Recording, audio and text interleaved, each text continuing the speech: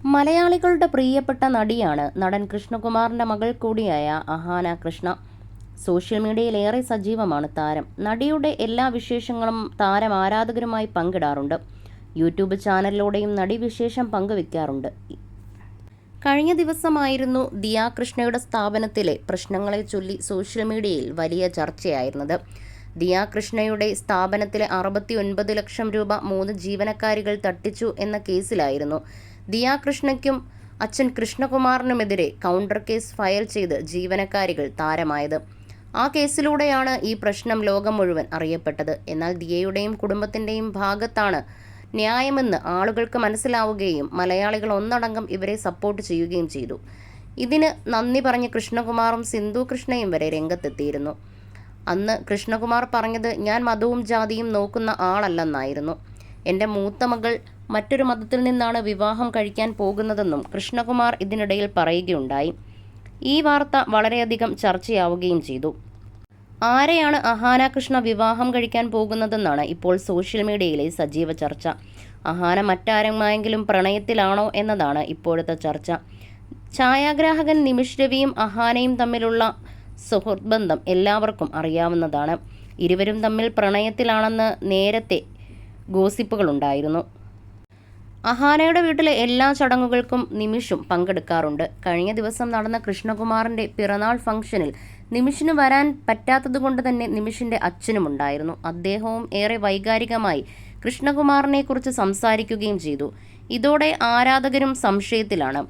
നിമിഷുമായി അഹാന പ്രണയത്തിലാണോ, അച്ഛൻ വിവാഹം ഉറപ്പിക്കാൻ വന്നതാണോ തുടങ്ങി നിരവധി കമൻറ്റുകളും ഈ വീഡിയോയ്ക്ക് താഴെയുണ്ടായിരുന്നു. എന്നാൽ അഹാനയോ താരകുടുംബമോ ഇതിനോടൊന്നും പ്രതികരിച്ചിരുന്നില്ല.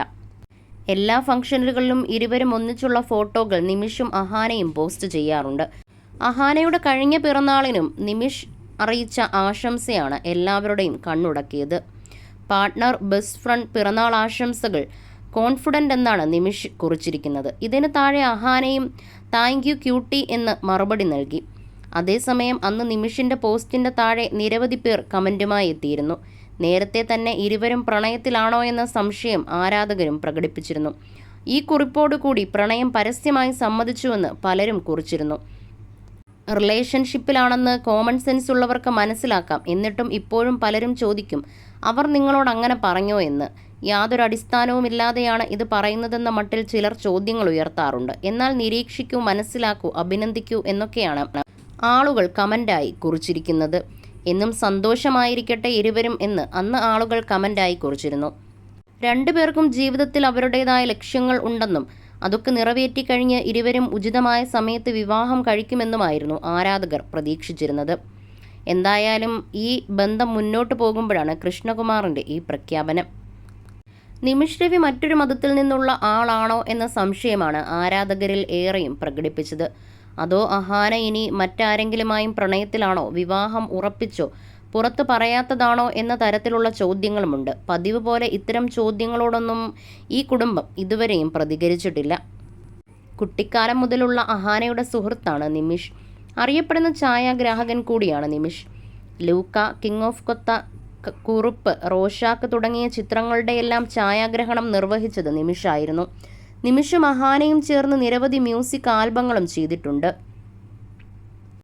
ഇതെല്ലാം നേരത്തെ തന്നെ വൻ വൈറലായിരുന്നു. ദിയയുടെ വിവാഹത്തിന് ശേഷം കുടുംബത്തിൽ ഇനി മൂത്ത മകൾ അഹാനയുടെ വിവാഹമായിരിക്കും ഉടൻ ഉണ്ടാകുകയെന്നാണ് നേരത്തെ അമ്മ സിന്ധു കൃഷ്ണകുമാർ പറഞ്ഞത്.